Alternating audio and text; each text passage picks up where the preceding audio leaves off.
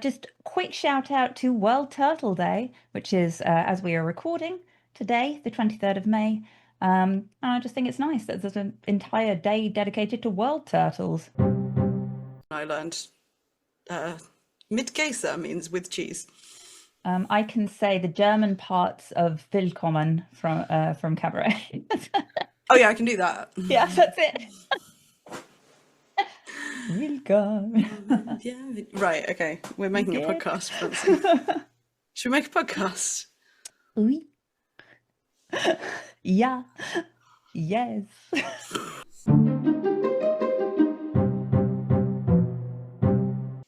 Hello and welcome to The Truth Shall Make You Fret, a podcast in which we were reading and recapping every book from Terry Pratchett's Discworld series. And now we've finished that, we've come back to the disc because it's just been too long away and I still haven't come up with a proper replacement intro for this podcast. I'm Joanna Hagan. I'm Francine Carrel. And today is the first of our theme revisit episodes and we are talking about gender on the disc. You knew it was coming. It was definitely coming. So yeah, theme revisits is something I think we've hinted at. We've said we were going to do once we finish the whole Discworld, is dive back into these topics we love talking about. It was inevitable that gender was going to be one of those.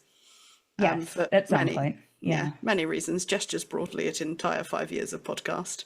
And because it's a special occasion, it's the glorious 25th of May. It's a glorious topic, which is why we're also doing this on video. So if you're listening on your normal podcast app, you can go over to YouTube and you can watch us in all our glory.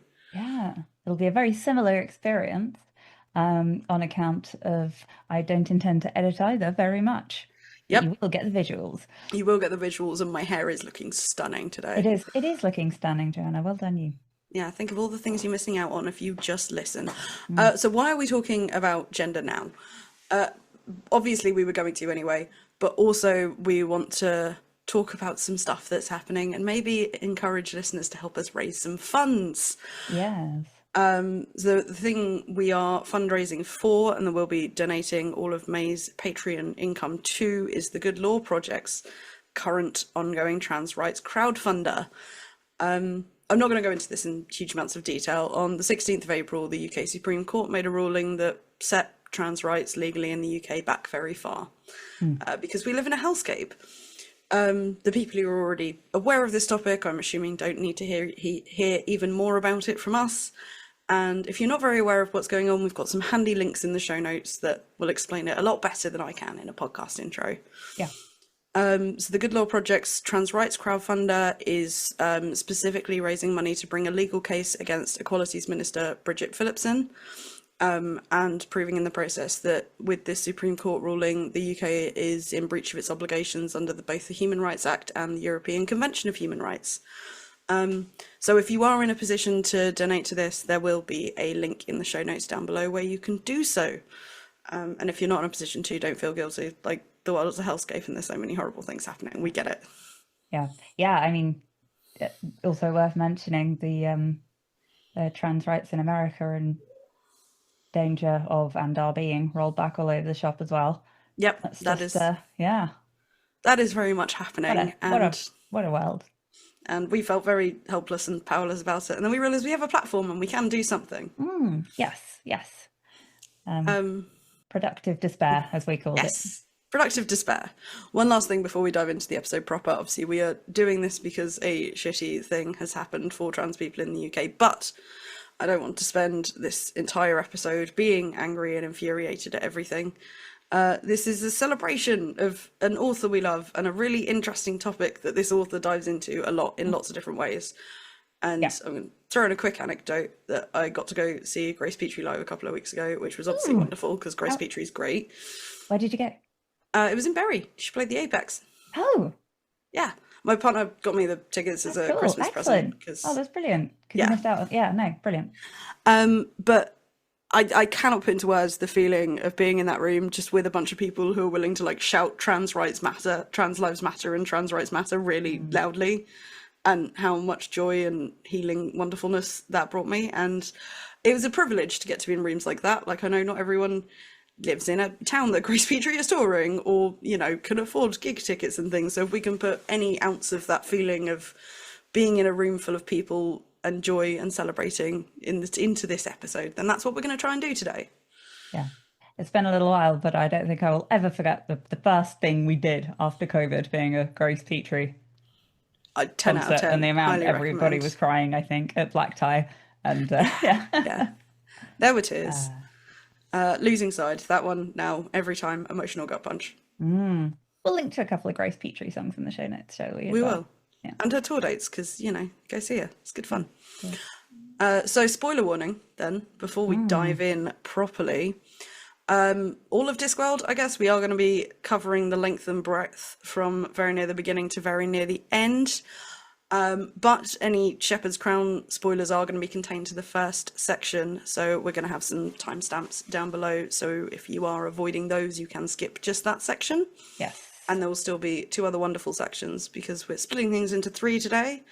Part 1. Power of 3, is it? Power of 3? A little cheeky bit of Power of 3. You know that's going to be an episode at some point. Oh yeah, I'm prepped for that one. I'm going to be totally normal about the Maiden, Mother and Crone. So normal. As you always are.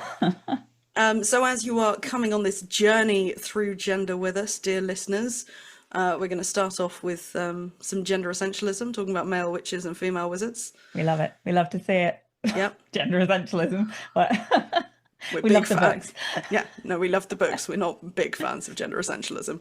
One of the problems of the video format is that our patrons are used to it, obviously, but I just end up smiling a lot throughout quite serious subjects because I enjoy the conversation. Yep. So, if I look like I'm delighted at things I shouldn't be, give me the benefit of the doubt. Yes, don't worry. We do think the bad things are bad. Fascism, bad. Yeah. Yes.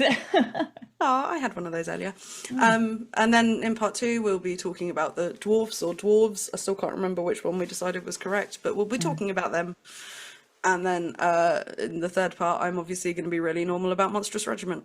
Fantastic. Because that's something I'm capable of doing. I believe so. As I recall. Yeah. Did we do 3 or 4 episodes on that in the end? We only did 3 because I was deadlining and didn't have time for a 4th, but there were 3 long episodes. Oh, here we go. Here's number 4. Here's our 4th Monstrous Regiment. There was always going to be one, the secret bonus Monstrous Regiment episode. So, should we dive in? Yeah, let's. Let's start with gender essentialism. So, gender essentialism in this context being the 2 kinds of magical person on the disc. And that men must always be wizards and women must always be witches. And that's laid out very early. With the wonderful book, Equal Rights. Yes. Which, sidebar, I'm going to throw a couple of these in because I reread a bunch of books for this, which was delightful. That obviously I haven't revisited a long time in the case of Equal Rights, 5 years. I forgot this was the book that has the line, often there's no more than a little plaque to reveal that against all gynecological probability, someone very famous was born halfway up a wall. And also, just a little thing I noticed, not relevant to gender, but I saw it and had to say it because we're now, looking back at things in retrospect and all that, that in a description of the senior wizard's lavatory, 2 big silver mirrors fixed to opposite walls, so that someone looking into one could see themselves repeated again and again until the image was too small to see. Well, that's just foolhardy. Yeah, which is why I don't want to go like men bad, women good, but I do think witches have the edge over wizards in being more sensible about mirrors. I think in the context of this book, we're allowed to go men bad, women good, aren't we? I feel like in the context... At least till we start thinking about it, right at the end. I was kind of thinking in the context of wizards books versus witches books in general. The wizards books tend to be, oh, well, things have gone a bit tits up. And the witches books tend to be things have gone a bit tits up. Let's fix it. Yes. So I do think witches generally do get the edge a bit. I feel like the wizards definitely go, let's fix it. Yes. They're just... They don't necessarily go about it in the best way. Also, once you get past sorcery... That takes that man. Yes. Once you get past sorcery, I think wizards are relegated to B-plot a bit more, apart from Rincewind, who I think is very much his own creature and harder to... Yeah. I'm not saying Rincewind's non-binary, I'm just saying that talking about Rincewind books in this topic, I'm not sure there's much I actually have to say. I don't think he fits into the gender essentialism, no. You're right. Yeah. Maybe he would make a better witch. I don't think he'd make a better witch. No, I think he's been into far too many dimensions to try and put him in a box now. Yeah, that is fair. He Unless it's is the luggage. that one. He's probably quite safe in, and will come out neatly folded. My favorite gender. Right. We are staying on topic this episode, so let's talk about equal rights. The idea of like wizards as men and witches as women is like a really long established thing in fantasy as well. I mean, you're talking going back to fairy tales and Arthurian legend. Yes. But yeah, I mean, my prep for the podcast episode was not to reread the books because Joanna reads about twice as fast as I do. It was to re-listen to some of our old episodes. I've been getting choice quotes from Francine all day. Nothing relevant, unfortunately. But but yeah, as we did back then, I also reread the bit of a slip of the keyboard that Pratchett wrote as he was writing Equal Rights. So the bit about gender essentialism, basically, and how witches are this way and wizards are that way, and how Morgana obviously was the foil of Merlin, and this, that, and the other. And yeah, I mean, I think he definitely had this entire concept in mind very, very early. Yeah. Well, if you look at it, because it's the third Discworld book. At this point, he hadn't really decided Discworld was going to be a big series. You know, the plan was after he did the Light Fantastic and Colour of Magic, and that's kind of two books that very much go together. And then this was, oh, I've set up these wizards in this big university. Let's hold this one big thing up and say, but why though? Yeah. And then I'm going to go off to write something called the High Megas, and we'll be talking about that later on this year when we talk about the Long Earth. And then he didn't. He wrote Morton, and then a whole bunch of other books. Brackets, see our previous episodes. See the last 5 years of The Truth Shall Make You Fret. But yeah, this is a really early example of Pratchett doing the thing he does best, which is holding up a thing and then going, but why though? And why? Yeah, and it doesn't answer the question. It's just really good at asking why. Yeah. And it's quite interesting as the book goes. It's really intense from like the old guard on both sides, this men as wizards, women as witches idea. You have Granny insisting from the very beginning that, you know, female wizards aren't right because wizard magic is all books and stars and geometry, and women won't grasp it. Yes, yeah, definitely. There's a bit of internalized, not misogyny, but playing oneself down. I feel like it's almost like an internalized classism thing, because you also have the wizards being really city based and the witches being very rural, so they're not spending as much time reading and doing geometry. They're just absorbing knowledge and drawing circles perfectly well. Thank you very much. Don't need none of that geometry nonsense. Yeah. And the further we get, I think, in the books, the more self-assured the witches become about this and like the importance of their role as compared to the lofty, right? I mean, Granny Weatherwax here is obviously very dismissive of the sparks and fireworks and geometry. But at the same time, yes, as you say, there's a little bit of not for us kind of thing. Whereas I feel like later it's very much kind of, we only deal with the entirety of the human experience. Yeah. Don't worry about it. Yeah. We could also do that if we wanted, but we're busy doing important stuff. Birth and death. Not important at all. It's interesting as well because you get Mrs. Arwige introduced later. And she is a witch doing wizard magic, but in a very pretentious way. She is all stars and books and geometry. Yeah, she's Magrat's dark side for sure. Yes. Magrat herself, I think, has just too much inner practicality to ever get carried too much away with stars and geometry. Like, she's just got that bread knife in her boot tying her to the ground.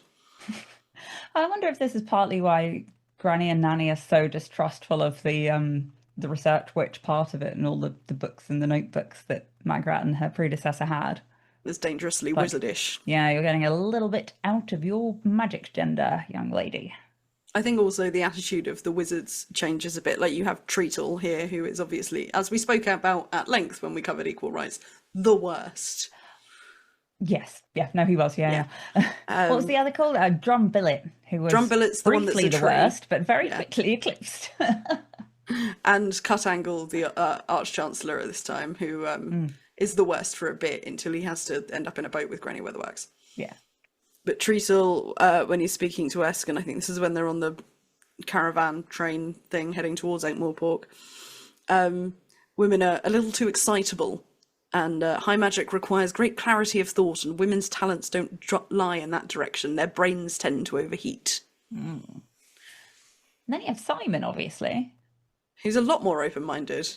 A lot more open-minded, despite being perhaps like the apex of this logical thinking. But I think he's just taken everything apart and put it back together so hugely. There isn't really room in there to worry about what bits anyone has. Yes, that's true. Yeah. It's like, oh, you're a female person, you say, right? Yes, no, sorry, I've been thinking in atoms. How many atoms do you have? Oh, it's a very personal question. But yeah, Esk kind of becomes the like Pratchett mouthpiece in Equal Rights. She's the one asking why over and over again. And again, I like that there's no real big answer to it, but she thinks about this a lot. She's protective of it. When she heard Granny ramble on about witchcraft, she longed for wizardry, but when she heard Treacle speak in his high-pitched voice, she'd fight to the death for witchcraft. Absolutely. And she'd be both or none at all. Yes, which is fantastic. And she's very much I hesitate to call her an early version of Tiffany. Oh, there's definitely like seeds of Tiffany there. There's seeds of Tiffany there, but I do like how distinct she is, looking at them both side by side here. Yes, and we get to look at them both side by side in I Shall Wear Midnight when Esk turns up. Yes, of course, yeah. Although by that point, Esk is a very different it's a very different person who has grown up. Might be after spending ? Years travelling the unreal estate. Yeah. And I wonder how many times she accidentally ran into Rincewind. I feel like they must have crossed paths and had some kind of grudging respect. And what does her lifetimer look like? Oh, next no to Rincewind. It would look like Rincewind's, but in a much more elegant way. Yeah, it would be like a genteel version of Rincewind's lifetimer. More like an Escher painting, and less like, what was it? A glassblower had the hiccups. Yes. Yeah. It's really hard to not just talk about all the cool details of Equal Rights that I really like Granny adapting to city life and actually quite enjoying it, and obviously everything to do with Mrs. Whitlow, icon. Well, yeah, you know, we can look at the gender points in there as well, can't we? The roles of women and how they differ between the rural and the city life here, and kind of how the women operate within the Unseen University and the important role they play, despite there's absolutely one. There's definitely Mrs. Whitlow is certainly spoken to with the utmost respect. Yeah, and there's something about the wizards saying to Esk, no, there's one way to get into the university and you can't get in that way because you're a girl, and Granny going, no, there's another way. You just work here. This huge female contingent that is very much why the university keeps working. Exactly so. There's also something very interesting to be said about like Hilsa Goatfinder's role in the sort of things she sells and the way she's sort of not popular in the town but very needed in the town. Absolutely. I think we talked about that quite a lot in the episodes, just the it being 1987 as well, and having all that laid out, not explicitly but implicitly and underlined. Yeah, there's a lot more explicit in later books, obviously. So reread Fifth Elephant for this, and there's a lot more explicit. Yes, this person makes condoms. Yeah. So sonkies, darling. Sonkies. Yes, so Escarina then turning up in I Shall Wear Midnight, and sort of eventually what she evolves into is a non-binary magic user, which as someone, I've said this episode is going to be a wonderful joyous celebration of gender, and I'm saying that as a non-binary person whose feelings about gender are kind of, oh, that's icky, put it over there, I don't want it. You say that, but we always talk about the bits of gender we like as well. Oh yeah, no, I know. So you treat it more like a pick and mix. Very much so. And sometimes I don't fancy sweets at all. Exactly. If we can get to the end of the podcast without a gender, I hardly know it. We're not going to. Oh, I thought you were going to say without a convoluted food metaphor. Oh, there'll be plenty of those. Do you not remember? Equal Rights is the book where the final, I think, 15 to 20 minutes of the last episode is just us eating scones live on microphone and arguing about it. Yeah. I'm still right, by the way. I didn't finish that episode, so I can't remember why that came up. Granny eats scones at the end of the episode, and I'm pretty sure she does. I can't remember. I think she does jam before cream, but I can't remember if she does it the right way or not. But I then got very insistent about the cream before jam being the right way, so we had a scone off. A scoff. a scoff, if you will. Yeah, and I will. And I did. But yeah, no, I think we agreed you were the winner there, but largely because I'm incapable of doing anything neatly, let alone prepare a scone while headphoned up and I will take the victory where I can get it. absolutely. So Escarina becomes this kind of non-binary magic user. I never really felt like a wizard. I never really worried about anyone's head, and I like this idea of I'm just going to take the bits of magic that suit me and move forward. Yeah. And it's interesting to imagine what would have happened on the disc if more people had taken that route, which doesn't have anything wrong with it. No, There's nothing stopping them apart. There's nothing stopping them apart from the entire of society. And why? Who can't overcome that easily? You know what I mean? Yeah. It is odd in some ways that that's the one time that's happened in our view. Yeah, I feel like the lines definitely start to blur as we move along. So like jump forward and I'll jump back again. But Jeffrey in the Shepherd's Crown is, I think, the logical continuation of someone like Yeah, Escarina, this who is is non-binary icon. I don't think of myself as a man. I don't think I'm anything. I'm just me, which big mood, and sort of has the interest in the wrong magic. And I can't really imagine Jeffrey as a character doing any kind of wizard magic, really. No, maybe a bit of brief fireworks to entertain the lads at the sheds. Yeah, Something and like that. a bit of geometry to help with the shed engineering. Yeah. But even then, you can think of him just like passing that over to one of the guys who used to be a mechanic. Yeah. Or, yeah. Outsourcing, that's Yeah. the key. Delegation. And yeah, the sheds themselves as an idea, this idea of masculinity needing a separate home, it is still very gender essentially in its way, but in a very particular, it's not so much just gender as this is the way of old married couples. It's a very empathetic way Yeah. of being gender essentialist.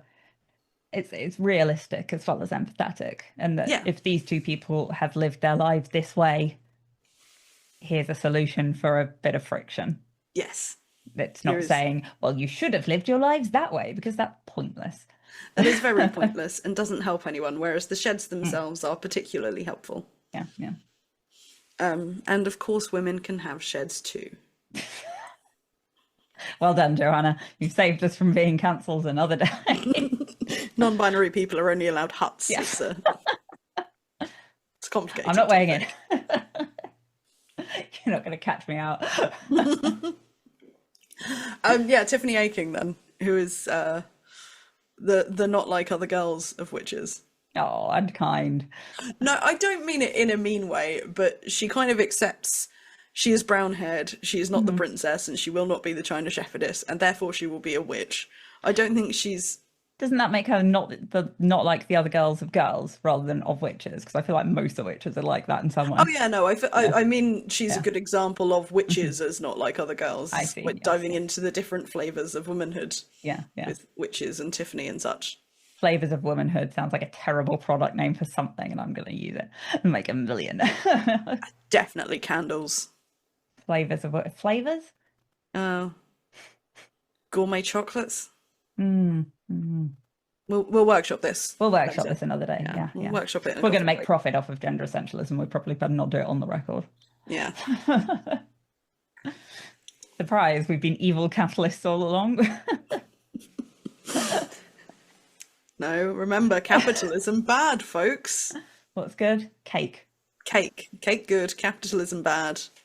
No on fascism. Yes, Yay on trans Tiffany rights. Aching and trans rights. Yeah. Yes on Tiffany Aching, yes on trans rights. But yeah, I think Tiffany's interesting because you go into Hatful of Sky, especially, which is when she starts witch training, and Yeah. we've talked a lot about how it's really fun reading Tiffany because it is an experience we remember. Yeah. But one of her big frustrations in Hatful of Sky is she's not doing big magic. She's not really doing any magic.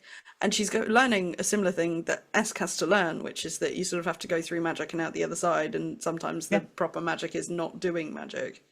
Sometimes the magic is the eagles we got tangled in along the way. Exactly. Or the terrible monster we allowed into our brain when we stepped out of it to use ourselves as a mirror along the way. Exactly. In the And hands of a lesser writer, by the way, I'm not sure if we picked up on this. That could have been a really clumsy metaphor for the vanity of young women. we talked about it. I was having Did a we? look back over my notes for that episode because I was saying, is this an implication of the Susan problem? Oh, yes, yes, yes. What But if? we don't think it was. No, I don't think it No, was. I no, think no.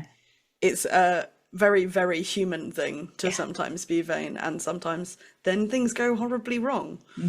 But I think Tiffany's bigger flaw is being vain in a different way of wanting to do the big magic. She wants to do wizard magic. Yeah. She Yes. might not think of it in those terms, but it's kind of what she's aspiring to. The fact that it happened to Esk and to Tiff, and that Granny was aware it was happening, makes me think that probably most Cool. young witches go through that phase.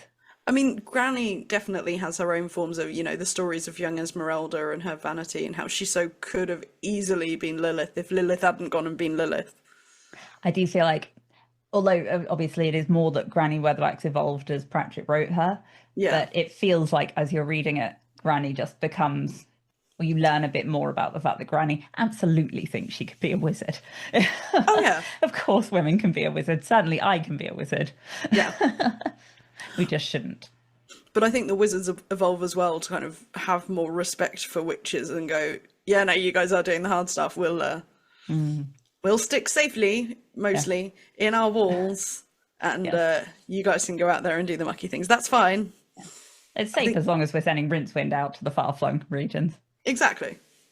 And they, especially because of Rid Kelly and Granny kind of knowing each other and eventually realizing that, I think that helps with Wizard's respect for witches because he won't brook much in the way of disrespect as far as this goes. No, absolutely not.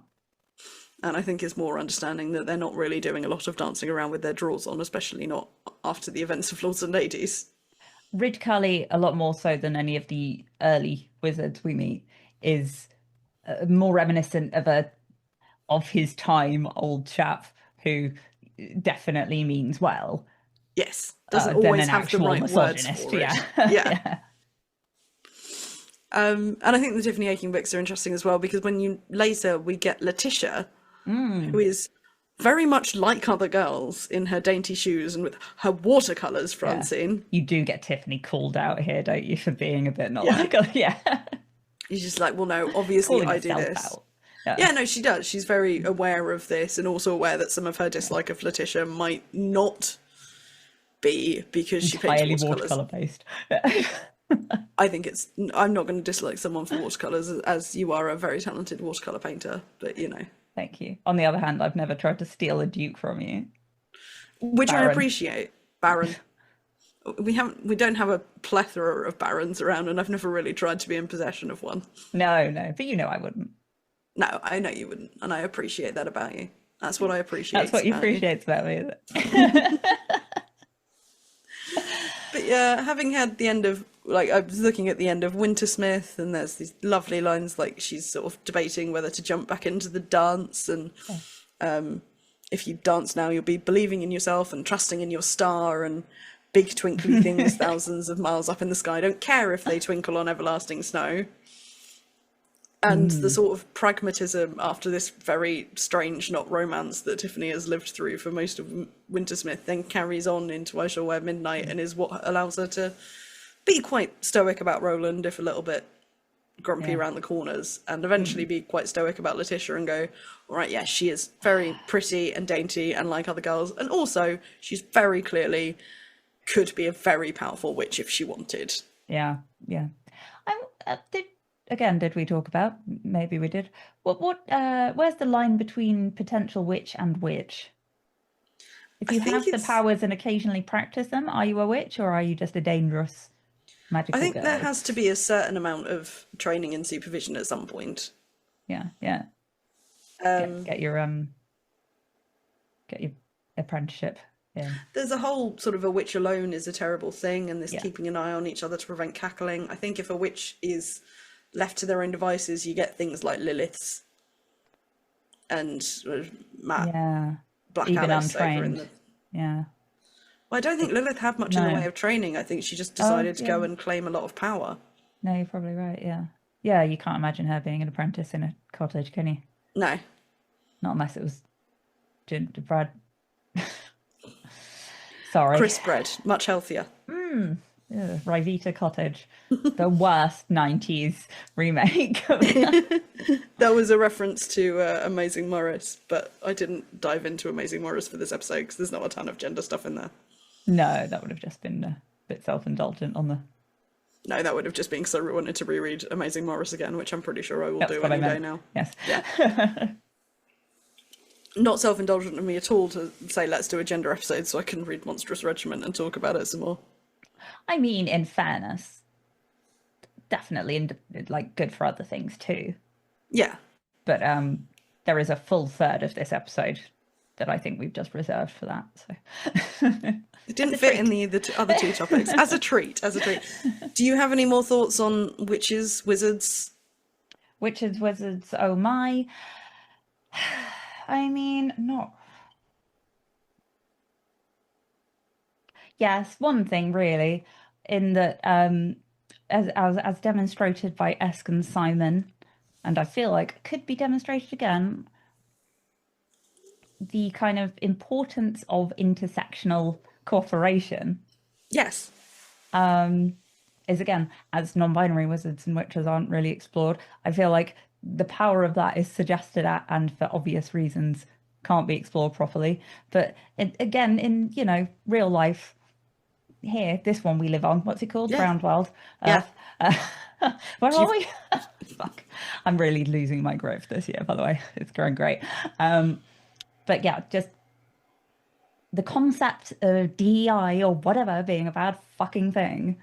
It's almost like we never played out. It's never played out. It's almost like lots of different opinions from lots of different walks of life and experiences is actually a really good way to progress in a way that anybody sane would consider. Yeah, I like that. Helpful. But I'm very with you on that. Yeah, Esk and Simon. Excellent example. Diversity win.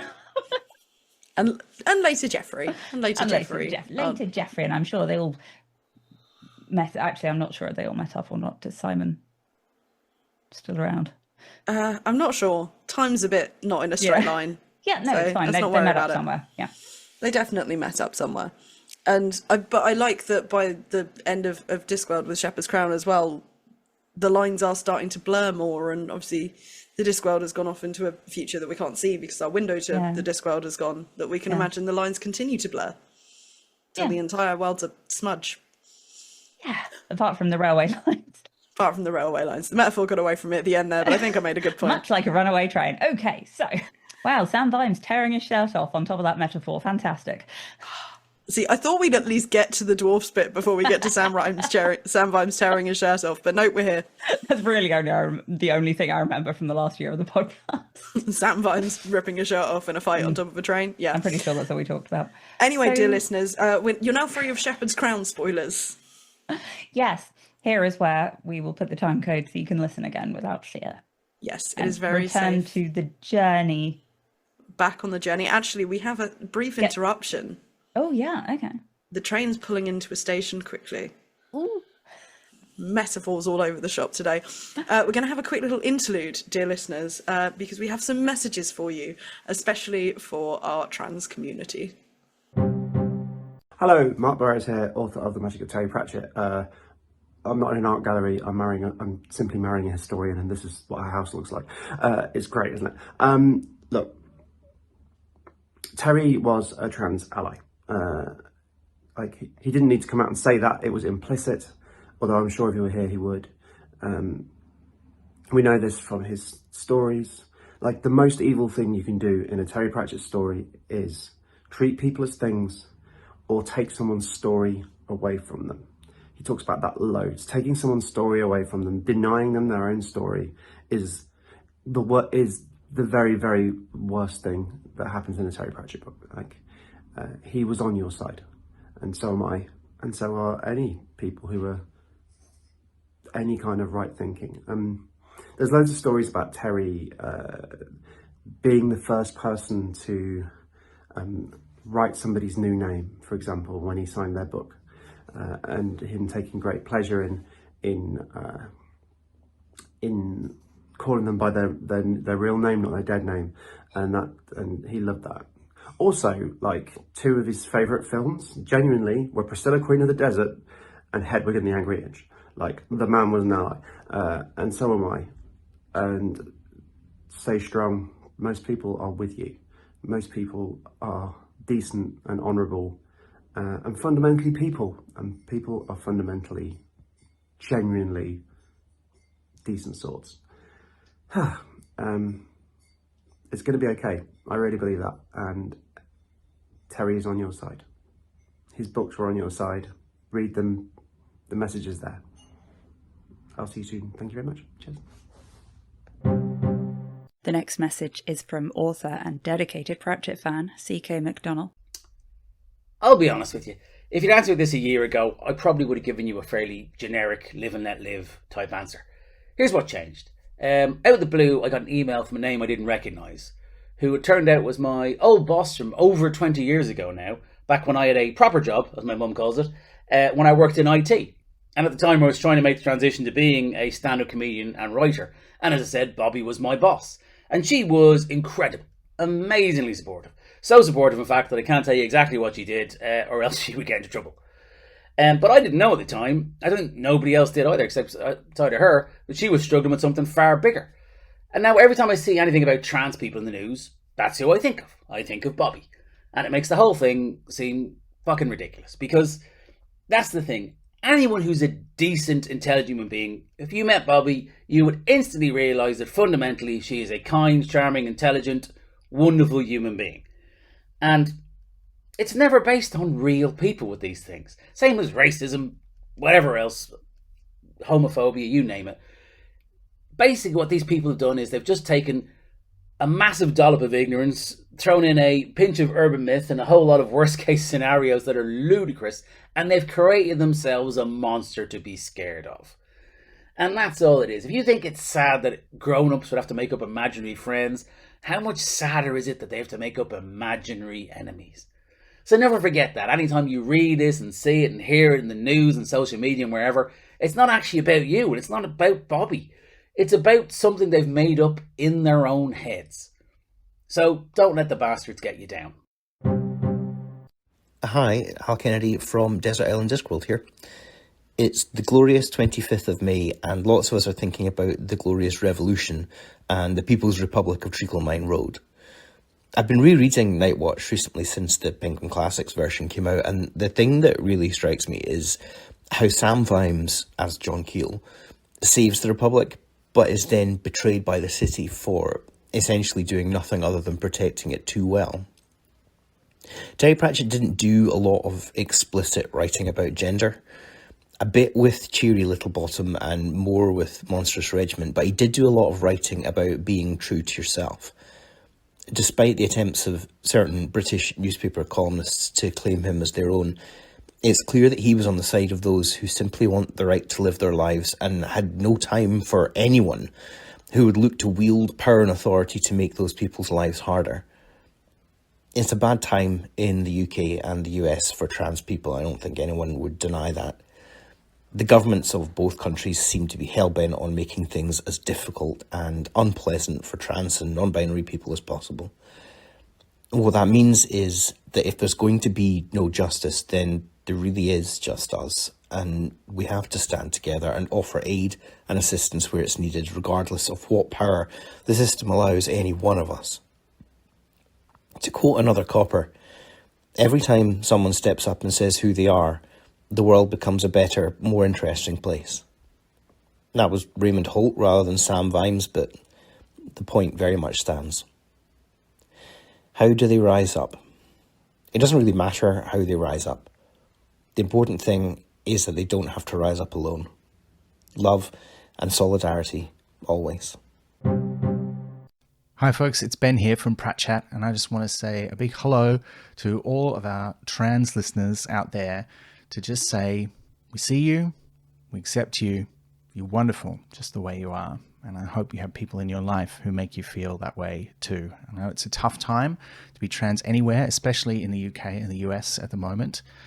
And I hope that you are finding community and love and support. And if you're not trans out there, I hope that when you read Pratchett's work and you see those examples of non-gender conforming people, whether they're dwarfs or golems or wizards or whatever, that you think about what he's trying to say there. Because whether or not he fully understood the trans experience, and I think we can probably argue he didn't, but he captured something of its essence, it seems, because it resonates with so many people. And his essential message is always, don't treat people as things, treat people as people. And I think really if you hold that in your heart, then you know what he would have thought about all of this. I mean, not for sure. He was a mystery, but I think we can guess. Anyway, please donate if you can to any of the charities that are trying to support trans people through this. There's a lot of awful things happening in the world right now, and targeting any minority as a scapegoat for society's problems is never the answer. So yeah, solidarity to you out there. I hope you know that you're always welcome as listeners here at Pratt Chat and in any of our comments, internet spaces, or if you ever see us in person.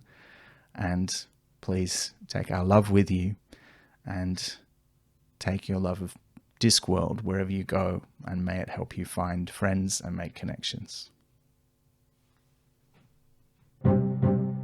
This is Gabrielle Kent. I'm a lifelong Discworld fan and co-author of Tiffany Aiken's Guide to Being a Witch with Rhianna Pratchett and Paul Kidby. I just wanted to say that Discworld has always been a place where identity is complex and celebrated, and Terry Pratchett's books champion those who don't fit narrow expectations, those people who question, who challenge, who fight, and become their truest of selves despite it all. Characters like Polly Perks and Cheery Littlebottom, Geoffrey, Sergeant Jackram, they show us that identity is personal and powerful. So whether you're navigating your own journey or simply finding strength in Terry's stories, please know that in this fandom you are welcome, you're valued, and you're not alone. The disc is your world too. Hi, this is Rhianna Pratchett. My father's work has always stood for the right to be who you are, even when it feels that the world insists otherwise. Discworld celebrates outsiders, rebels, and anyone who dares to define themselves on their own terms. To all transgender fans, you will always be part of the Discworld family. Your identity is valid, your stories matter, and your love for the world my father built is deeply appreciated. Dad believed in giving voices to those who needed it most. I will always stand by those principles and stand with you. Thank you very much to Mark Benoff of Pratchett, Gabrielle Kent, Al Kennedy from Desert Island Discworld, Queeve McDonnell, and of course the wonderful Rhianna Pratchett for those lovely messages. Little meta moment for the listeners, but while those went in, we did not sit and watch those as recording, and you can tell that because we are not currently sound emotional wrecks. Yeah, this was a decision to preserve everybody's sanity. Yes. Because we cry often and easily these days. Anyway, let's talk about the dwarves. Oh yes, let's. I'm kind of trying to blur the F and the V together because I can't remember which one we're doing.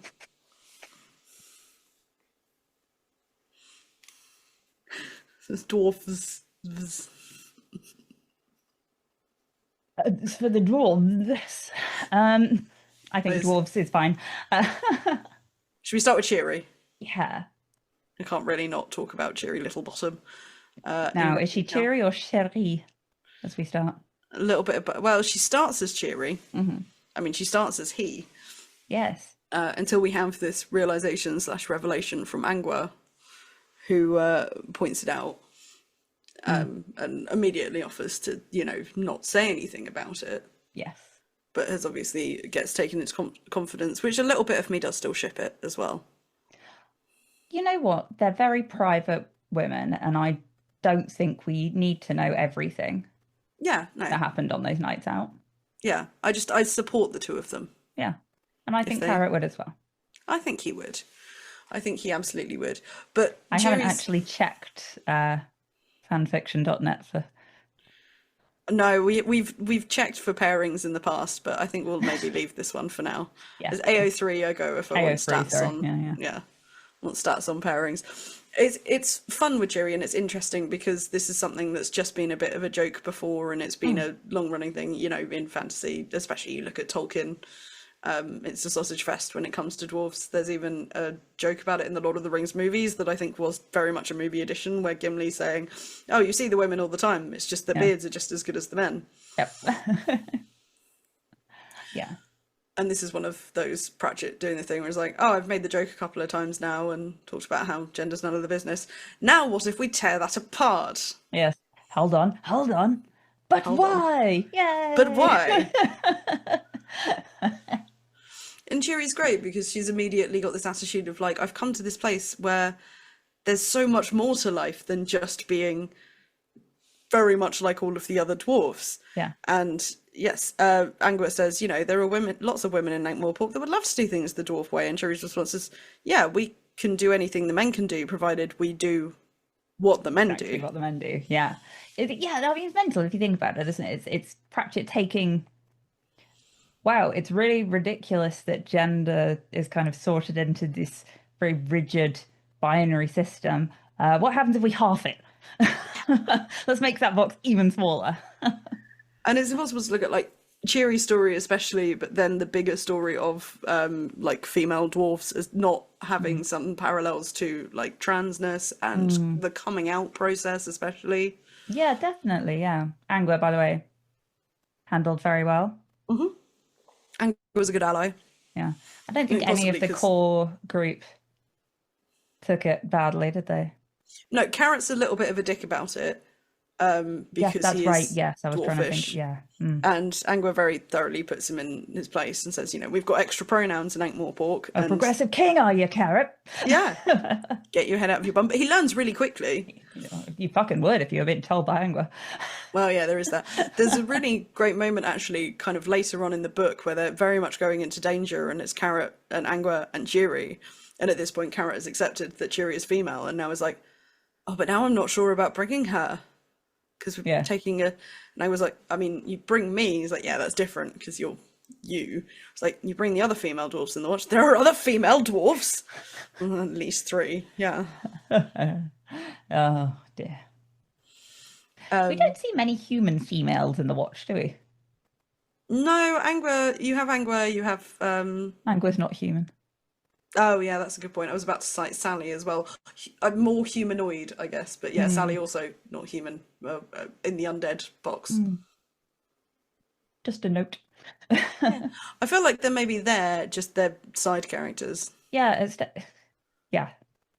I didn't go back into Men-at-Arms, actually, and Angua's introduction, because she is very much the first female in the watch. And it's sort of played off as, we've got to diversify, so we're bringing in a troll, detritus, a dwarf, Cuddy, R.I.P. And then they assume that Angua's been brought in for diversity because she's a woman. Yeah. But actually, there's another flavour of diversity here. Fucking DEI in my watch.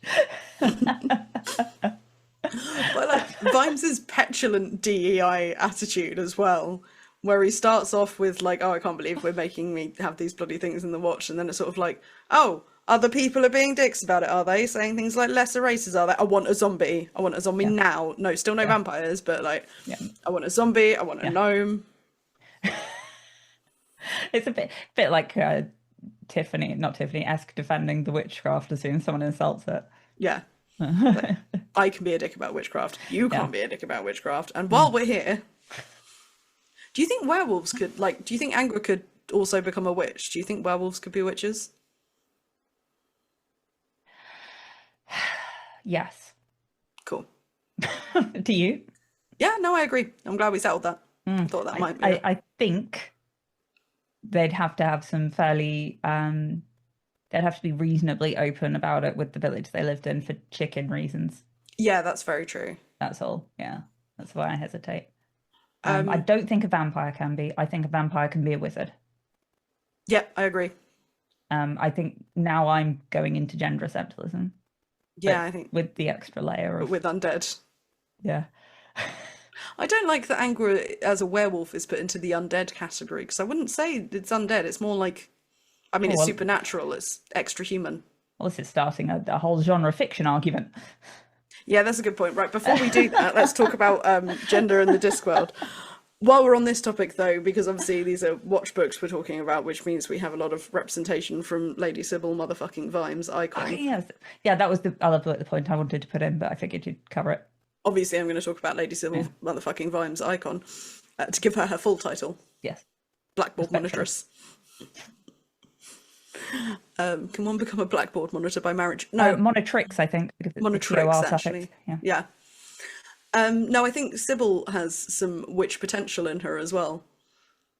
Oh, yeah. But for a different life. Something about her ability to calm people and get on with it. She has the similar kind of the soothings. She'd get on really well with the Kelder. Yeah. Do you know what? I'm not even sure she would be. Yeah, she's more of a Granny Aching type witch. I think that she'd never take on the mantle. No, but she has the subtle power. Yeah. And the scene in Fifth Elephant, which obviously we'll talk about a bit, where she has reached her limit and she's very frustrated and she has been nice and she is stuck with Angwar's mother and then decides to not be nice and climb out of a window. This sort of representation of this big girl everywhere who was raised to be nice and polite and kind and have a wonderful personality. There's a shared DNA with Agnes, obviously. The school she went to, what's it called? Sorry, Quirm School. It's Quirm College for Young Ladies. Yeah, does seem to churn them out like that. It does. There's in the a few flavours. Here's a very gender essentialist, old-fashioned girls-only school that somehow churns out the least stereotypical women you can ever think of. Yeah, it's fun Pratchett doing because there's not a lot of like very strict continuity and chronology because ideas just turn up so they turn up. That was the whole thing with the cylinders. Exactly. Don't worry about it. But so as early as Soul Music, you do have a female presenting dwarf because one of Susan's classmates is a dwarf. Oh yeah. And I thought that was just a nice detail of they are around. And Quirm College for Ladies, obviously quite progressive when it comes to dwarfs. Probably a lot easier as an aristocrat. I think actually, that kind of maps onto Roundworld stuff, doesn't it? Some of the earliest you're doing things women aren't allowed to do. People were obviously just very rich. Yes. Like the explorers we've looked at and the some of the rabbit holes about botanical illustration and things like that were very interesting and accomplished women, but were allowed to be so because of their status. Yes, once you get the high enough social status, you can start then defying some of the social norms because you've got the cash behind it. And at that point, you're just eccentric. And if you're the granddaughter of death, who the fuck's going to say no? Exactly. If you look at it, oh God, I'm trying to think of an example now. There's a very famous house in North Wales where two very, very well-off women lived together. And they were roommates. I can't remember what the house is called or what the name is called, but it was sort of just accepted as an eccentricity because they were both they were very much lesbians. It wasn't called like Sapphiros or something, was it? No, it's something, man, it's near, no, I can't even remember the name of, I went to it because I was up in that part of North Wales and I can't remember the name of the town I was near because I'm trying to think of it and all I can think of is Lamados. Okay, we're just going to link that in the show notes, listeners. Yeah, I will find it and link it. I'm sure if I just search lesbian house, nothing weird will come up. Sorry, lesbian house, North Wales. Yeah. That'll narrow it down. Oh, God. Yeah, so Cheery, anyway. Cheery and Feet of Clay and the coming out stuff. And these are some of the, that tickles the thing in my brain. And especially she's having these conversations with Anger and kind of deciding whether the lipstick's overkill or the earrings or the mascara. And Anger was like, you don't have to do all of it. And Cheery's shoulders sagged with released tension. When you've made up your mind to shout out who you are to the world, it's a relief to know that you can do it in a whisper. And I'm not saying that queer people shouldn't be very loudly proud of who they are, obviously. You shouldn't feel like you have to. Yeah. And there's a sort of some straight people and some cis people think of coming out in the way you see on TV, where it's a big thing you do once and then it's kind of done. When realistically it's like a constant slow process of I'm still not out about being non-binary I'm out about being non-binary to everyone who listens to this podcast, but not to some people in my own life because it kind of hasn't come up in conversation. Yeah, it is weird how separate this podcast is to quite a lot of our actual lives. Yeah. But it's also like I just never decided to have I had a party last weekend and had a very close friend attending the party and made a comment about being non-binary, and this person was like, "Oh, you never told me." I thought you were just about to tell me you had a coming out party and didn't invite me. Well, you know already. What a I debutante know, and but queer. still. Oh, it's tempting to have one now. No, but like make it like a debutante presentation, but it's just me being really non-binary. Hey. No, but yeah, this close friend I've had for years was like, "But you never told me." I was like, "Oh yeah, no, I guess I didn't. It wasn't on purpose. It just didn't assumed come you up." knew. Yeah. I just thought it sort of trickled out into the ether at some point. Yeah. So I like that, and it relates to, there's a scene late in the fifth elephant, and when they've been dealing with the old guard, Cheery has been very outwardly female presenting, and finally towards the end of the book she's going to the coronation and she's wearing like ordinary dwarf clothes, even wearing trousers, and Vimes is like, "But you had a lovely green dress apparently and a helmet with a feather in it." And Cheery sort of has thought about it and was like, "Yes, I know I'm free to wear whatever I want, and that means I can wear whatever I want, and I don't have to wear the dress to be female." And that's very relatable to me as someone who sort of figured out, "Oh, I'm non-binary, that means I must stop looking femme all the time." And then went, Yeah. And yet you out-femme me on every occasion where you feel like... yeah. It's like, actually, no, I can still wear all of my clothes and do things the way I want. It doesn't actually change who I am. Exactly. It does admittedly sometimes mean I need to wear a badge or bring it up in conversation, because friends have had for years and may not be aware. Yes. Swings and Apparently so. roundabouts. It's a very complicated thing. There's a much deeper conversation about the weird mix of passing privilege versus that means I have to come out all of the fucking time. But, you know. What are the non-binary flag colours? It's like grey, black, white and yellow. No, purple, black, grey and yellow. Okay. Yeah, no. Bisexual colours still got to be easier for that painting. Okay, cool. Yeah, that's fair. I have a lovely like kind of macrame hanging art piece that a friend gave me ages ago that has all of the non-binary flag colours barring the yellow, and I keep meaning to just add some yellow wool to it. That friend had no idea I was non-binary and just went, "Oh, this is kind of your colour." It's like, the signs were there. Maybe not so much the macrame art piece as the way I find characters like Cherry Littlebottom very, very intensely relatable. Signs were there, she says, falling off her chair. And that's how we learned about bisexuality. Listen, Joe went to a Catholic school. Oh, yeah. Everything comes off Tumblr memes.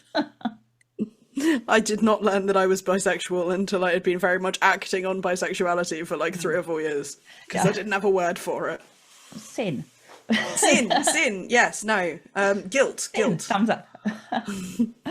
Big fans of sin here on the, some sin. Some sins, not treating things. people as things. No. But being bisexual. Not coveting thy neighbour's oxen.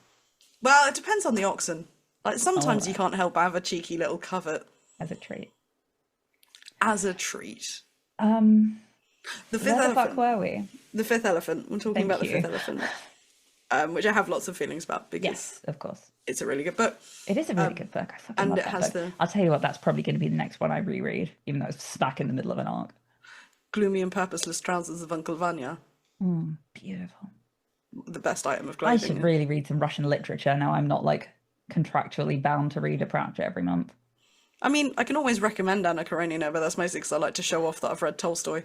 I know how that ends. Like that one Tolstoy. Yeah, no, it is quite depressing. It's beautiful. It's very depressing. Grab some Dostoevsky. That'll be cheerier. Okay. I feel like if you're looking for not depressing books, I'd maybe No, Russia's the wrong place to go. maybe come further west, Francine. Or further east, just not Russia. Just not Russia. If you're going to be east, don't be cold. Yeah, go down a bit where it's warmer. Right, yeah, the fifth elephant. We'll get there eventually. We were vaguely there. We wandered past a cherry orchard. We're in a tree. My trousers, they're frozen. really nice because you start seeing the broader impact of these attitudes and how it's changed in Ankh-Morpork versus how slow that spread has been. And Ankh-Morpork is still slow. Like, Cheery is kind of the first outwardly female-presenting dwarf that's really people are aware of in the city. And it talks about it changing slightly generationally. Now dwarf parents are realising they've got daughters. Shocking. And that sometimes those daughters have visible knees. I'm also not entirely au fait with the aging process on dwarves, like how long they live, the longevity. So it may be that the generational change is also just slower than we would expect.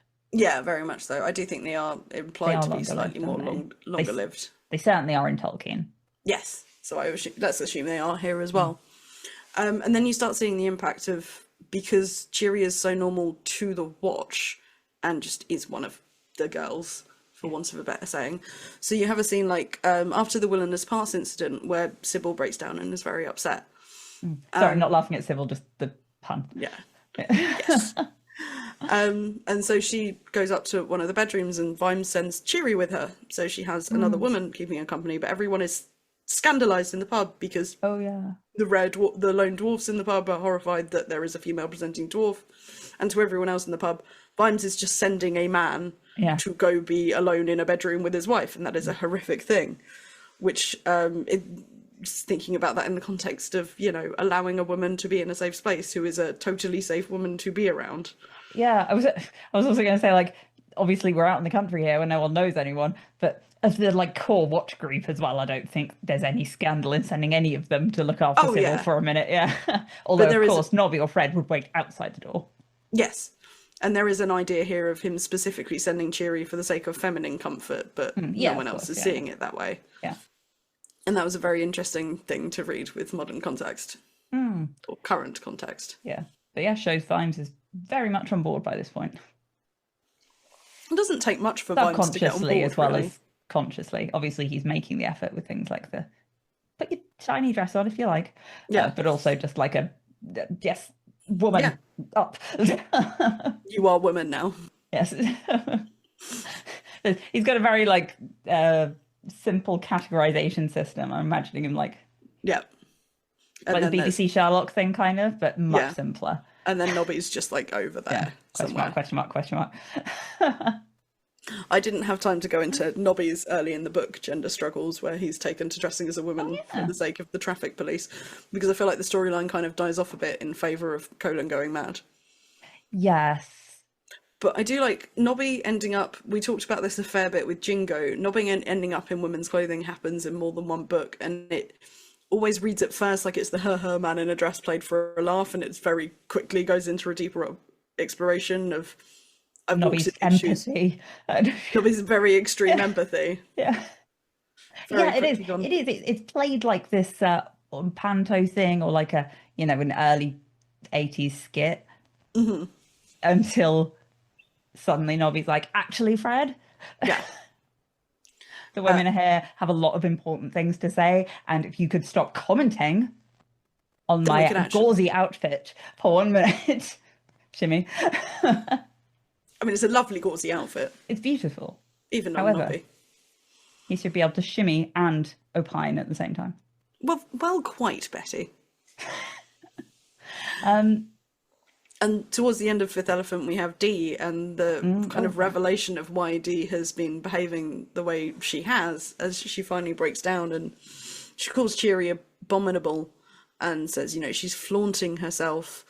And where is it? Everyone is doing it and you do nothing. Why should they be allowed to do this? And then I can't. Yeah. And Cheery has this immediate, oh, right, I'm going to go talk to her. Yeah. This takes a different kind of conversation, I see, right? And it's, but again, it's the immediate empathy thing is, oh, here is someone who has been exactly where I am. Yeah. But not had, and, you know, we're using the word luxury very loosely here, but has not had the luxury or the privilege of being in Ankh-Morpork where they can, to a certain extent. Yeah.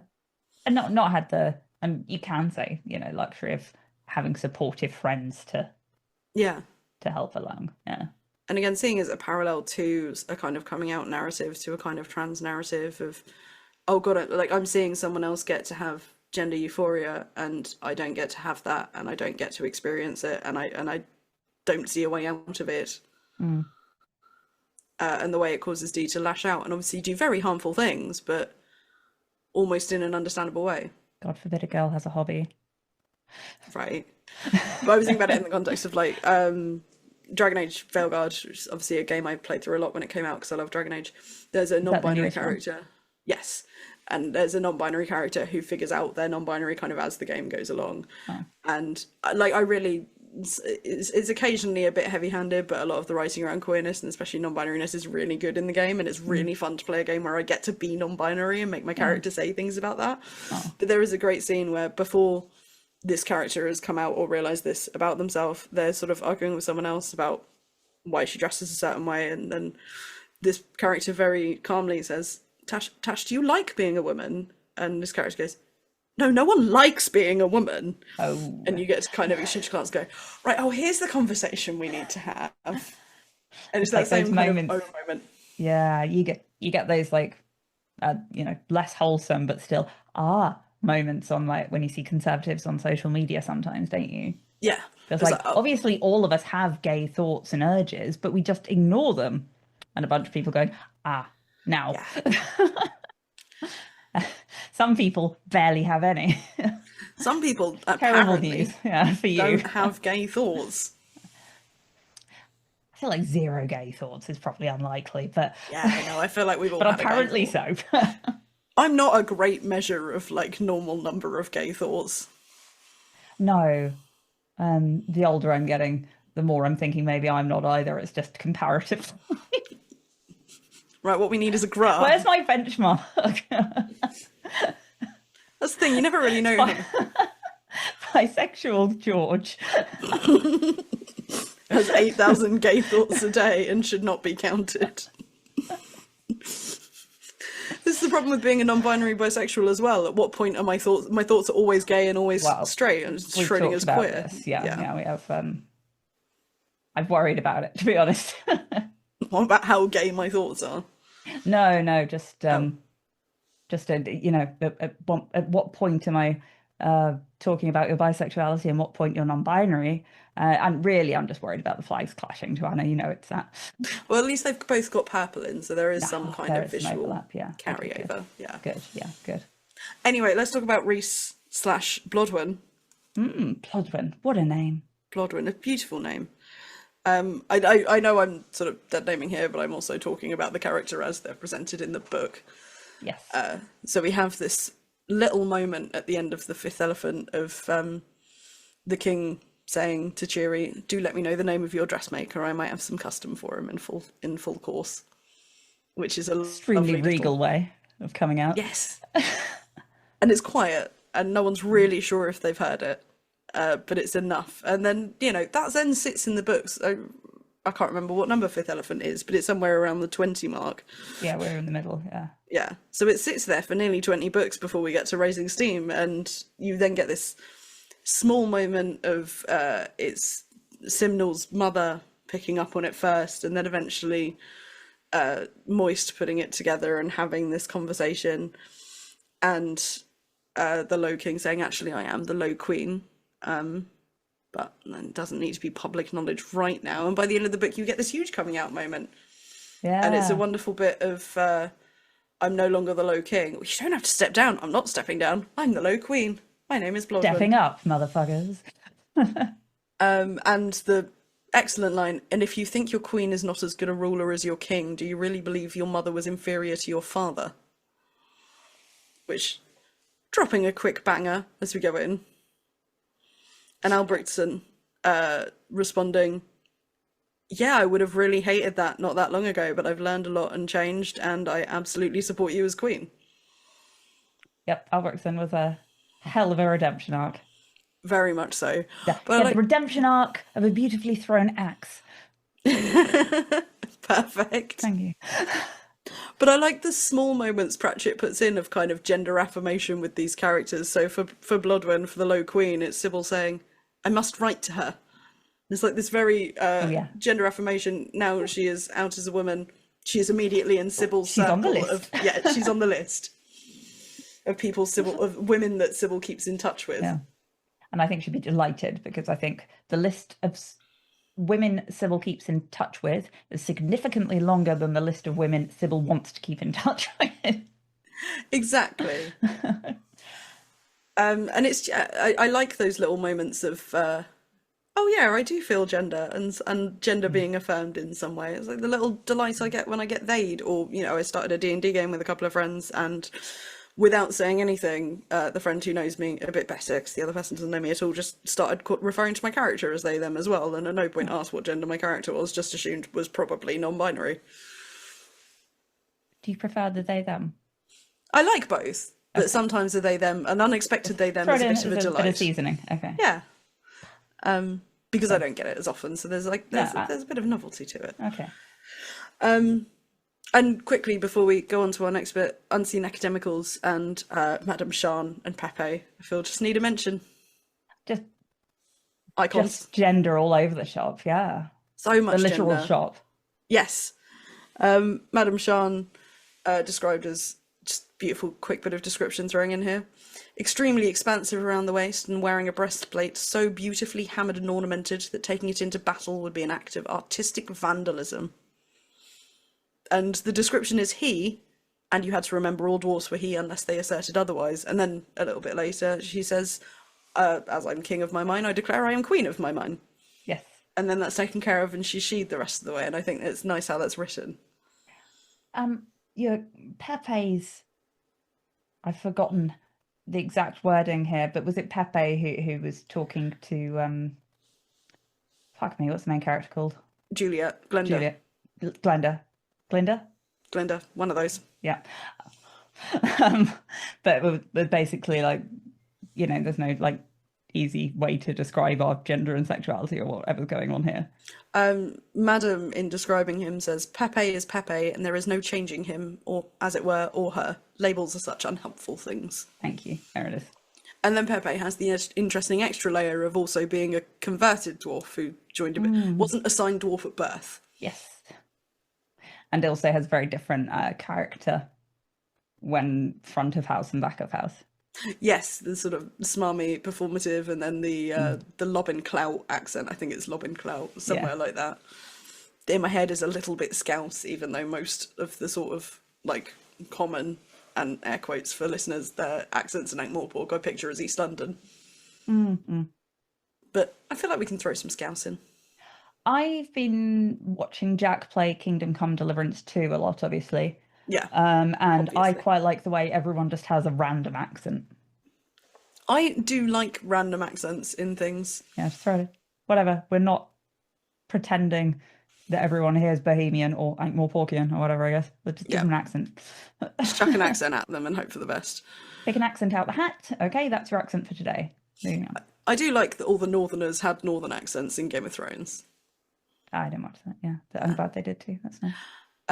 Although my partner and now me as well are both playing Claire Obscura at the moment, which just in general recommend. 10 out of 10. Beautiful game.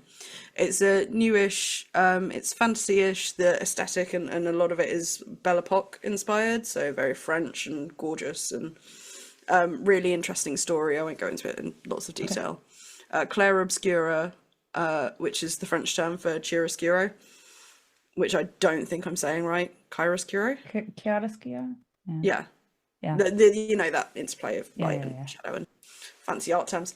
Expedition 33, and but all the voice actors are mostly English, like Charlie Cox. Very weird because the lead character in it is voiced by Charlie Cox but looks like Robert Pattinson. But yeah, they obviously speak quite a lot of French in the game, and you can very much tell it's English people speaking French. Apparently the French voice acting for it is the French dub is beautiful. But yes, the English-French accents sound very English. Oh, is it very outrageously French? No, English, it's not. Or like a... No, it's like English? Random French words thrown into conversation. The word putain is used repeatedly at one point, and it sounds very odd from some of the accents. Tell there were various levels of training. We've gone off topic. Have we? Which is so unlike us, I know. Gosh, what's gone wrong with us recently? But yeah, I mean, by the time we get to Unseen Academicals, the kind of comfortable way in which Pratchett is writing about these gender differences Yeah. is very apparent. And it's interesting because it's not just like, oh, he has probably learned a lot. He's obviously met lots of people from lots of different walks of life. He's probably met lots of people with lots of different gender identities. Yeah. Especially when you've come this far from equal rights. Not that people with other gender identities didn't exist in the 80s. I just don't know how much Pratchett was socialising with them. Or how open they were about it. Yeah. Yeah, also that. We're in section 28 territory there, aren't we? Yay! Right. Thumbs down on section 28. Yeah, no, sorry. Yeah, that was a sarcastic thumbs up. Well, as Monstrous Regiment teaches us, this thumbs up gesture can also mean I hope your donkey explodes, and we very much hope that section 28's donkey explodes. I believe that is a fair curse. Yeah.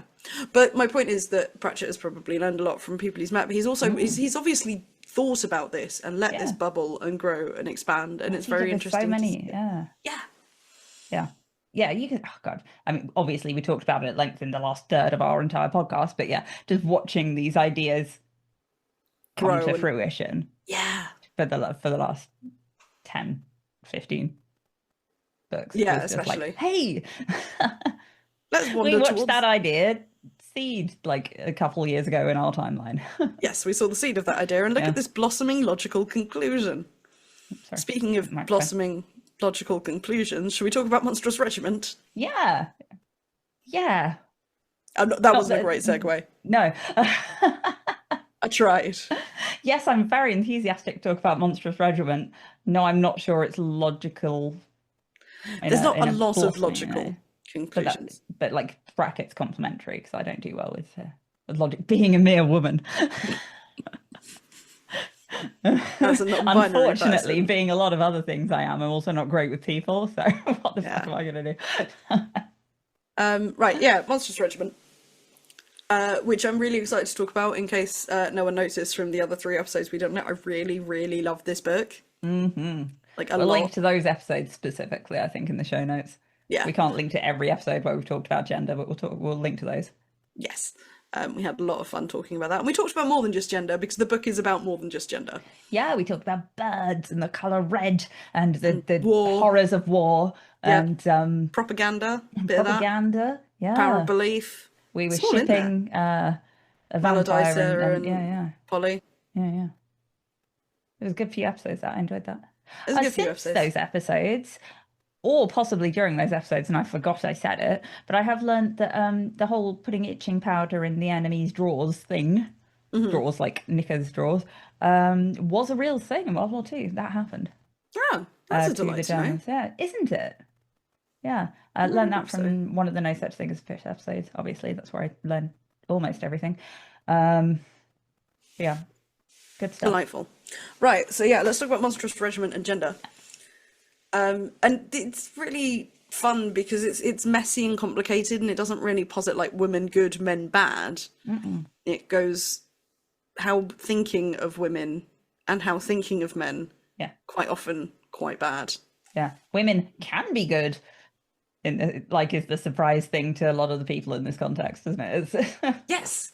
Yeah. And this book, as we talk about, watching Pratchett build on all of these ideas, and it grows bigger and bigger, the way this builds on all the stuff that came before, it goes back to this kind of equal rights idea of what does it mean to be a girl and what kind of power comes with that, but in a very different way. It's also quite interesting that this is a dwarf-free book, pretty much.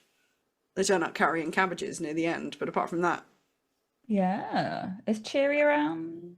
No, Cheery's not even around. Plot even? No. No, Ang was around. Yeah. And Buggy Swires. But no, pretty dwarf-free, which I think is... We were told that the dwarves skedaddled left Borogravia, because of Nuggan's nonsense, didn't we? Yeah. Yeah, I don't think it's a plot hole. I just think it's interesting. They've sort of gone, I'm going to explore this idea, so I'll do it without also adding in dwarfs' relationships to gender, which is like a whole other kettle of fish. Yeah, I have an idea of what I want to explore here. Let's stick to that. Yeah. And there's this interesting idea here of, does someone actually want to change gender, or how do they want to change how their gender is treated? Yes, yeah. And how their gender exists. There's so many bad faith arguments about that nowadays that it is, I think, important to kind of reclaim part of that conversation, at least, isn't it? And Yeah. this book does it. Well, this book does it before that the Before that argument about it conversation, became yeah. quite so public. But yeah, I think it does it very well. But it's how gender is seen in this particular society. Obviously, it's sexist. You need to build off that basis of sexism for the story to work. So you have things like once Polly learns to sword fight in the bar, she stays clumsy long after she's got a hang of it, because using a sword is not something women are meant to do. Yeah. She'd be funny just as long as she was useless, and safe Yeah. as long as she was funny. yep.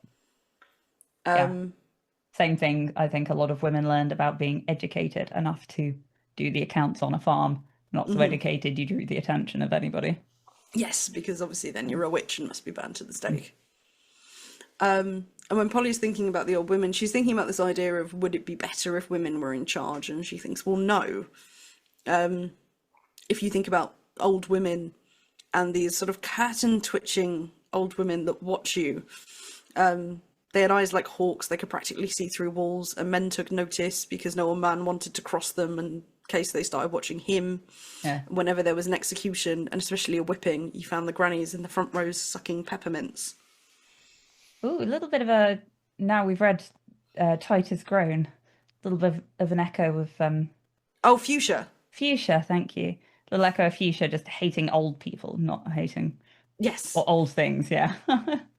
But I think in Polly with this as well, is she's sort of frustrated by how women have already been kind of running a lot of the world she lives in, and it's not for the better, because they are almost more obsessive about the status quo. Yeah. Like, if you think back to her relationship with her mother, who passed away, and how her mother was so devout, and how frustrating that was for Polly to be grown up with, because she couldn't do things like allow her brother to paint pictures of birds.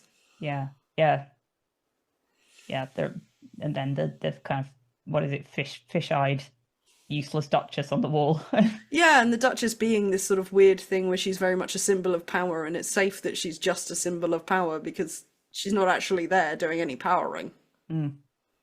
Because if the Duchess actually existed and was still alive and trying to rule in any way, not, as this weird godly presence speaking through the mouth of a teenage girl who's just been through hell, I don't think she would have been taken very seriously. No, precisely. Yeah. When she's dead, she can say whatever the ruling class want her to say. And it's Polly having, when Polly's at the brothel, and she's sort of talking to the girls working at the brothel and saying, "Why do you do this?" And they say, it's safe. Yeah. It's not a bad thing for us to live with. And Polly thinks of it of, if you don't have an officer, you get taken over by an officer, and a woman by herself is missing a man, while a man gets to be his own master. Yeah. And it's this idea of women. It hasn't occurred to women that they can be in charge. Like later on, Shafty's saying, "Oh, I don't want someone to find out I'm pregnant, so I'll get taken away." And Polly's like, "You've got a weapon. Just don't have to let them take you away." Which does, of course, oversimplify it, but yeah, that gives very much so. But it's this an idea of an echo of the societal change they're going to try and make. Yeah, the idea of once you get trousers, you are free from this weird overseen thing. Yeah. Socks or no socks? Socks or no socks. At the two genders. And yeah, the book plays with a different flavour of gender essentialism, which is like leaning into some of the gender stereotypes. Yeah. And some of it's just silly little stuff, like a woman always has half an onion left over. Which, to be fair, that's the most feminine thing about me, is that I always have half an onion left over. I just use the whole onion. I never use the other half of an onion. I will chop the whole onion and then put in what I need, and I have a freezer bag for onion I've chopped and not used. Such a good idea. Why haven't I done that? But yes, having some frozen chopped onion, very handy. Anyway, I just started composting, by the way. Oh, That's fun. where a lot of my vegetable waste is going now, yeah. You can tell I'm nearing my mid-30s. I've been considering composting, I will be honest. Might happen. Little compost. A little bit of compost. Anyway, no, sorry, we're going to go off. We talk socks. Socks. Gender onions. essentialism and gender stereotypes. Yes. So you have Polly a little bit annoyed that they were so taken in by her being a boy once they'd all worked out the others were girls, and she was like, well, I haven't cleaned my fingernails and I can belch and fart, and there's lots of that, like later on Blouse saying, you can't pass for girls, you all pass wind and look a bit too happy about it. There is very much a things boys do that girls don't do sort of idea. And you get the specifics of the vampire side of it, where Maladita finally comes out as female to Polly once it's sort of all been resolved. And vampires have a pretty good time of it, whatever. But if you velvet dresses and underwired nightgowns and bathing in virgin's blood, you get more taken more seriously if they think you're male. It's unfortunately true of the Gothic novelists. It is very true for the Gothic novelists. But yeah, so when you go into realising that characters like General Frock and everything have been living this lie and came up as girls. General Frock, who'd have thought? Sorry. General Frock. And Jackram confronting them and realising, oh, you didn't know about each other. Yeah.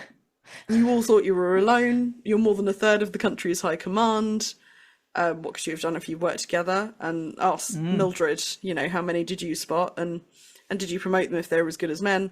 I promoted them if they were better than men. And Jackram thinks on it more later. It's like, oh, I expected better of them. The problem is they were better than men at being like men. And this idea of, well, I've made it to the safe thing. Yeah. Pull up I might the as ladder. well pull up the ladder behind me, yeah. It becomes very individualistic, which is what happens when society forces a divide on you. It becomes very every woman for herself. Yeah. And in That's these not a women's good thing. cases, they were playing a character that was perhaps slightly exaggerated even. Yeah, again, And leaning into the... forcing this arms race. Yeah. Yeah. When you lean into the stereotypes you're imitating, how far do you go with it? And I think that's why it's very interesting with Jackram being a different kettle of fish in a way, because Jackram doesn't lean into a stereotype in any way. Jackram simply is. Yes. Jackram does seem to be trans, Yes. not pretending. Well, I think I made a mistake when we talked about it before. I said like Jackram isn't pronouned or only gets he pronouns, but for a chunk of this bit, Jackram, in the edition I was reading anyway, does get she her pronouns. But I would assume Jackram is a trans man. But that's because it was used as a narrative device, wasn't it? Because Yeah. Jackram was she, her through like that bit, coming and out. then it returned to when he was happier in his decision. For that whole conversation in the kitchen, once Polly realizes and the reader realizes Jackram is she heard, but then later when Jackram is talked about, it's he him. When he sends the picture from Scritz. Scritz. Scritz. But yeah, I read Jackram as more of a trans male character. And in your gender affirmations on a postcard from Scritz. Exactly. And it's a wonderful moment when Polly almost gives him permission.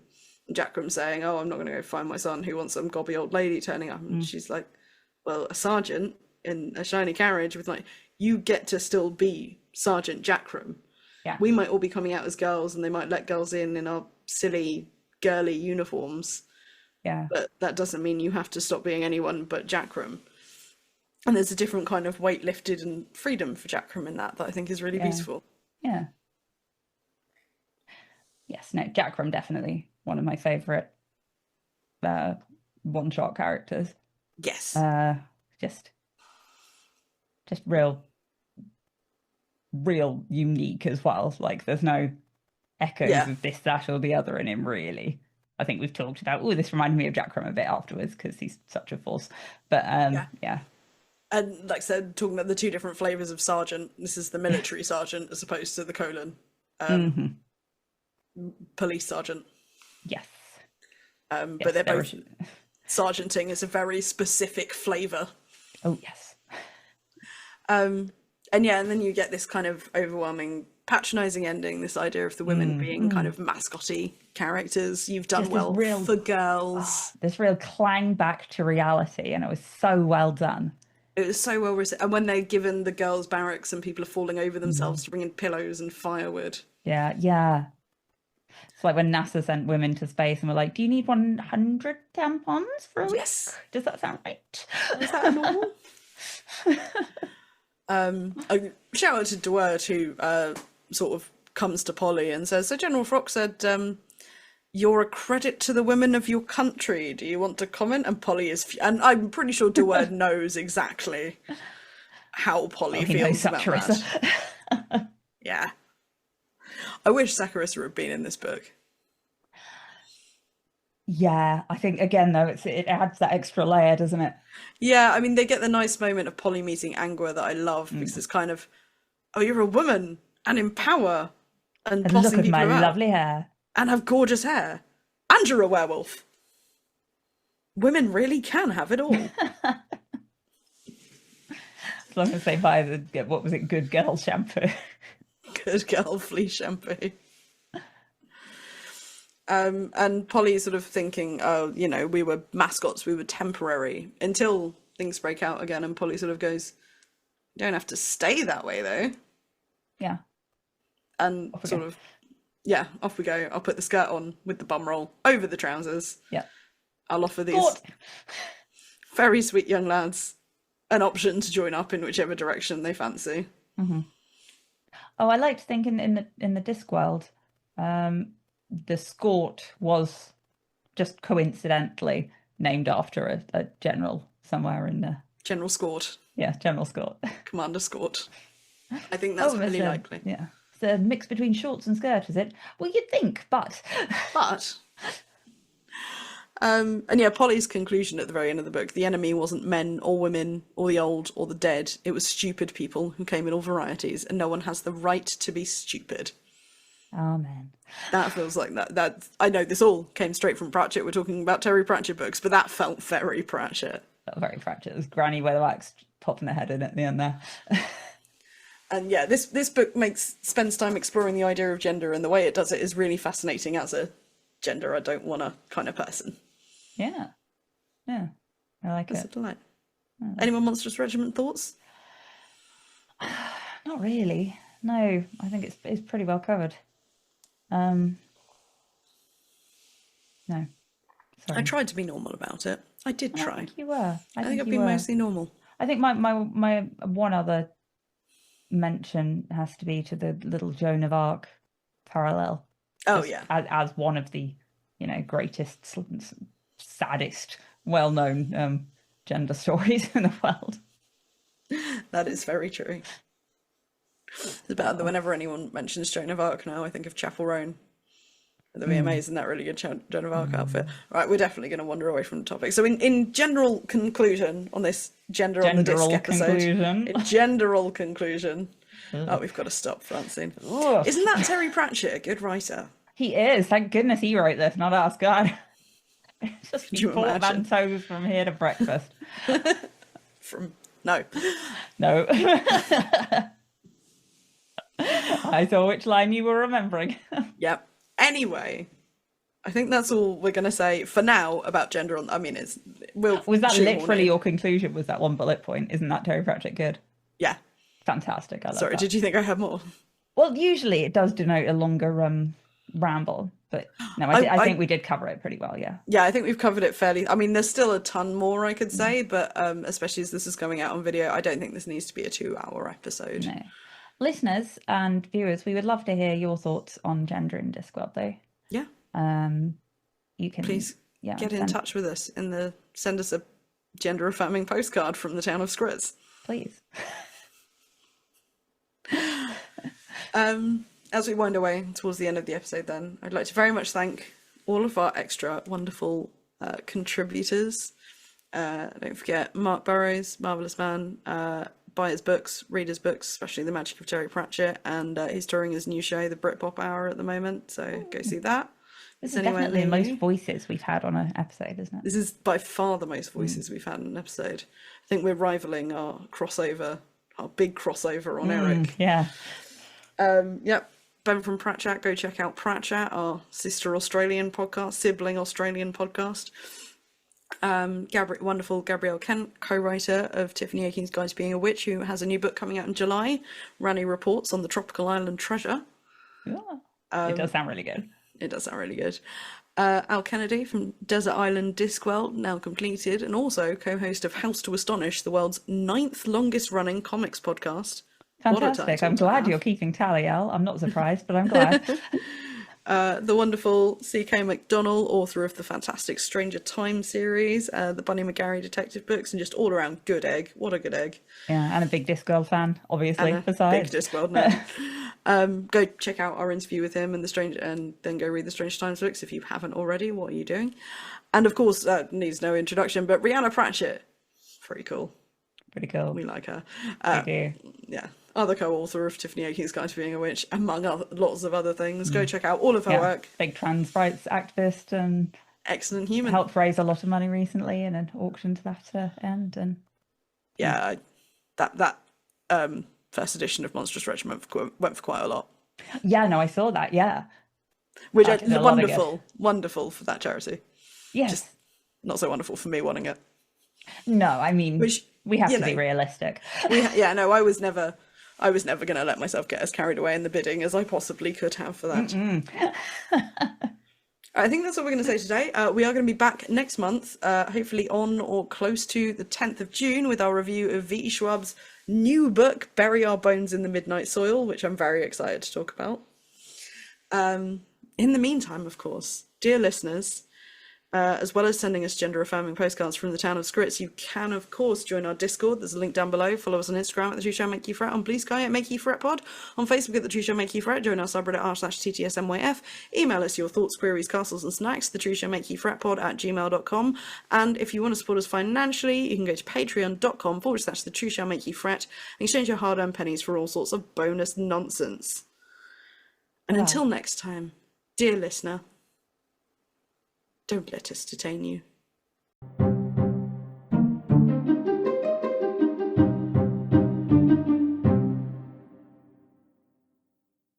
Cool. Good. Cool. Okay. Right. Have a lovely rest of your evening. I will, and I will see you on Sunday. See you on Sunday. Love. Bye. Love. Bye.